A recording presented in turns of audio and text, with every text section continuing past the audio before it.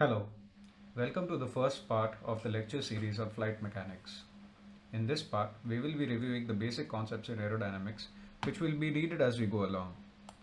Let us start by looking into the forces acting in a flight. Lift, thrust, drag, and weight are the four forces acting on a flight.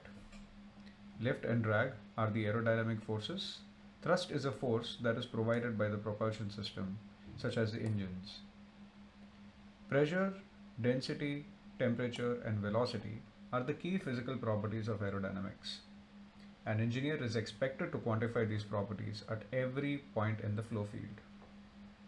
Consider a flow field as shown. Our four properties are called point properties as they vary from point to point in a flow. For example, a pressure can be a function of not only the location but also the time. Flow in which properties vary with time is called unsteady flow. However, the steady flow assumption removes the time dependency. Another important concept which relates to velocity is the definition of a streamline. A streamline is a curve that is tangent to velocity vectors in a flow. Consider two arbitrary streamlines in the flow. A consequence of the definition of a streamline in a steady flow is that the mass flow passing through section 1 must be the same as that passing through 2. Mass flow rates must be conserved between the two streamlines. Let's look at the equation for a perfect gas. A perfect gas assumes intermolecular forces are negligible, and the equation is given by the formula P is equal to rho RT. And the value of R happens to be 287 joule per kg Kelvin for air. Let's now look into a problem.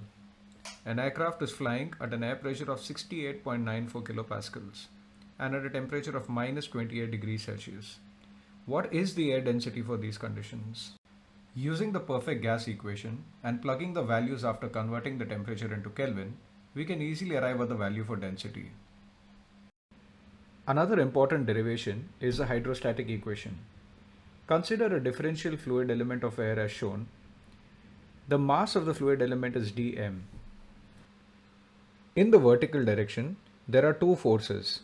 Forces due to the pressure acting on the top and bottom surfaces and the weight acting downwards.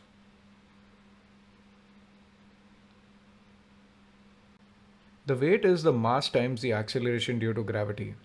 The mass can be further replaced with volume times density. Let's take the balance of forces along the vertical or the z direction. The forces acting downwards are taken as negative and the forces upwards taken as positive. For equilibrium condition, the summation of forces along the z direction is equated to 0. This will give us dP is equal to minus rho g times dH, also called as the hydrostatic equation. Integrating between the heights 1 and 2 in the vertical direction yields this equation. Assuming constant density and acceleration due to gravity, on integration we get P2 minus P1 is equal to minus rho g times H2 minus H1, also called as the manometric equation.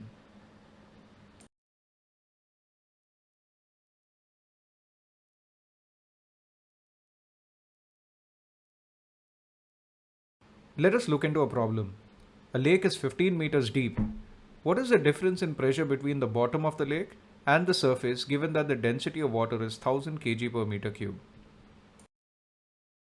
In order to solve this problem, we will designate position 1 as the surface of water and position 2 as the bottom of the lake.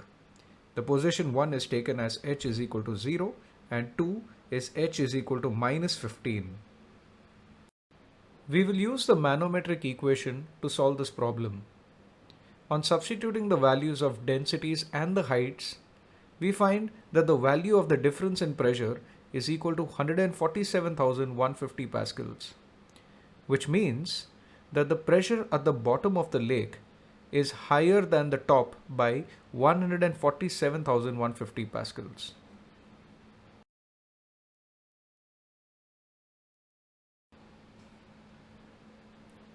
One of the most important equations in aerodynamics is the continuity equation. It is based on the principle that mass can neither be created nor destroyed. Consider a stream tube which can be thought of as a bundle of streamlines. Let's assume steady flow. Since mass is conserved at all sections, we can say that the mass flow rate entering from the section 1 and leaving the section 2 must be the same.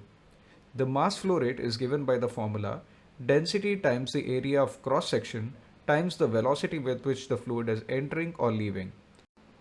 Let's look at the two sections. The mass flow rate at 1 is written with the subscript 1. And the mass flow rate at the exit is given the subscript 2. Since these values are equal, we can say that the mass flow rate is constant across the tube for a steady flow. Let's look into another problem involving a converging nozzle. The velocity with which the fluid is entering is given, and the areas of the cross section at the entry and exit are also given. The density of the fluid at section 1 and 2 is provided. We are asked to calculate the exit velocity. By plugging the values in the continuity equation, we can calculate the exit velocity. Under certain conditions, it is reasonable to assume the flow field is essentially incompressible or constant density flow. This assumption is typically made for low speed flow fields where the velocities everywhere are less than 330 feet per second. Later we will define Mach number m and note that this threshold corresponds to a Mach number of 0.3. Let's go back and look at the continuity equation. For an incompressible flow, the densities of the two sections are equal and hence they cancel out. It is interesting to know that water is virtually an incompressible fluid. Newton's second law is used again to derive another extremely useful equation. Consider a differential fluid element moving along a streamline as shown. In general, the forces acting on the fluid element are the weight, the normal forces acting on all six sides. But for the purpose of this discussion, only the forces in the streamline direction are shown. The pressure force on the left surface is P times dA, and on the right surface it is P plus dP times dA. Additionally, the tangential forces due to the friction between adjacent fluid elements is also shown. We assume a steady flow and neglect the weight of the fluid element. In essence, we are assuming the fluid's element's weight is small, for example air, in comparison to the pressure forces. Furthermore, we also neglect the effects of friction.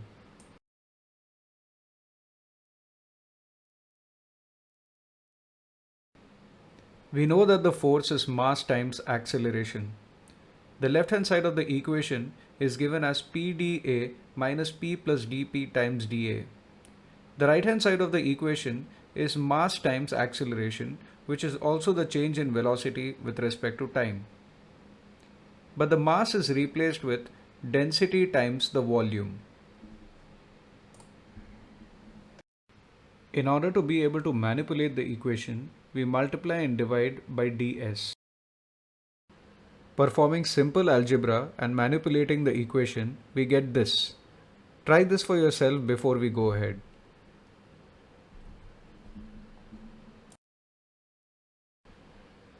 ds times dt is the change in displacement over time, which is nothing but velocity.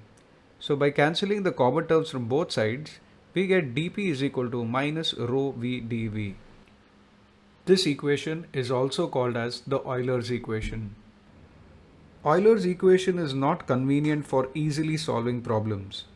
If we make one more assumption, incompressible flow, where the density is assumed constant, and then the equation can easily be integrated between 2 points along a streamline. Euler's equation is not convenient for easily solving problems. If we make one more assumption, incompressible flow, where density is assumed constant, and then we can integrate the equation between any 2 points along the streamline. On rearranging the equation, we get P1 plus half rho V1 square is equal to P2 plus half rho V2 square. Therefore, we can conclude that P plus half rho V square is constant along a streamline. The two parts of the equation are the static pressure and the dynamic pressure. The dynamic pressure is represented by Q dash. Now, the summation of static and dynamic pressure is equal to the total pressure. Let's pause for a moment here. Note that both the continuity and the momentum equation relate properties such as pressure, density, and velocity between points in a flow.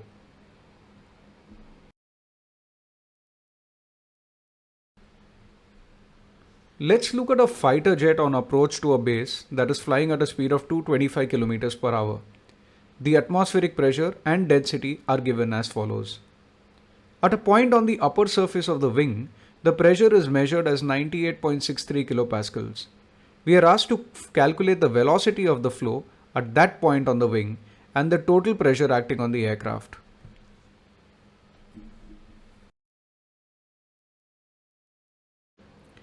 We can use the Bernoulli's equation since the flow is incompressible. We will designate a point in front of the aircraft as position 1 and the point on the wing as position 2. To solve this problem, we will first calculate the total pressure at 1. Since the velocity is known to us and the density, we can calculate the total pressure. The total pressure is then equated to the total pressure at 2. The total pressure at 2 is given as P2 plus half rho V2 square. And on substituting the values, we can easily find the velocity at 2, that is 91.13 meter per second. Recall from your high school level physics. The speed of sound for a perfect gas is given by the following equation, and it is represented by the letter small a.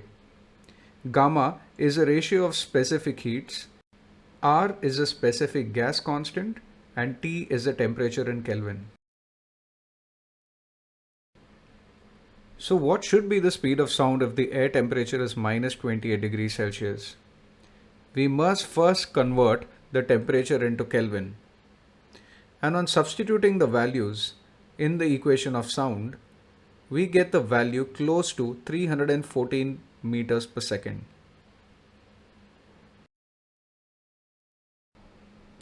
Let's look at the Mach number and aerodynamic flight regime.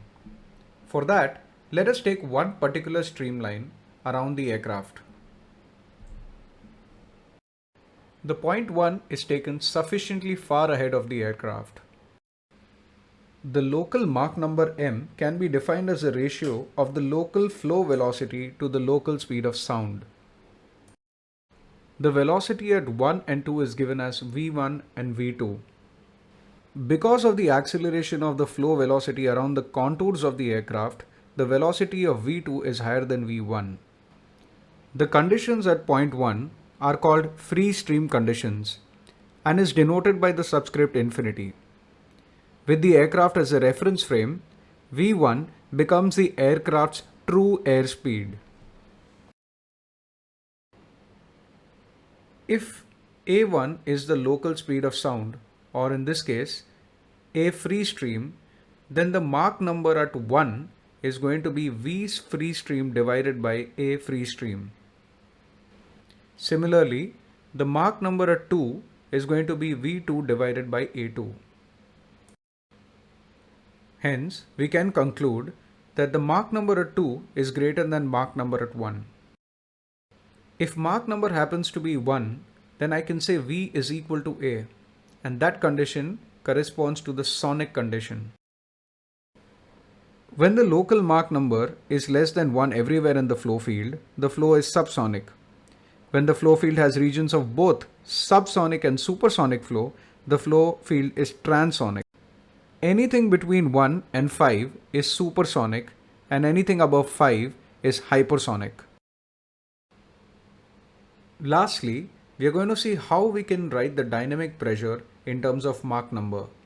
We know the Mach number is V by A, and on substituting the value of V in the dynamic pressure, we get half times rho times ma the whole square, which can be further written as 1 by 2 rho m square gamma times RT.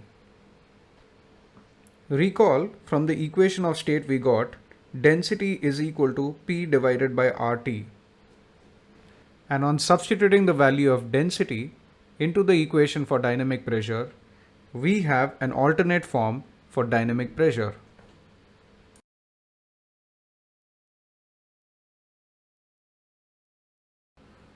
You have just watched the first video ever created by GAMMAGATE. Like and subscribe if you'd like more of such content. Thank you.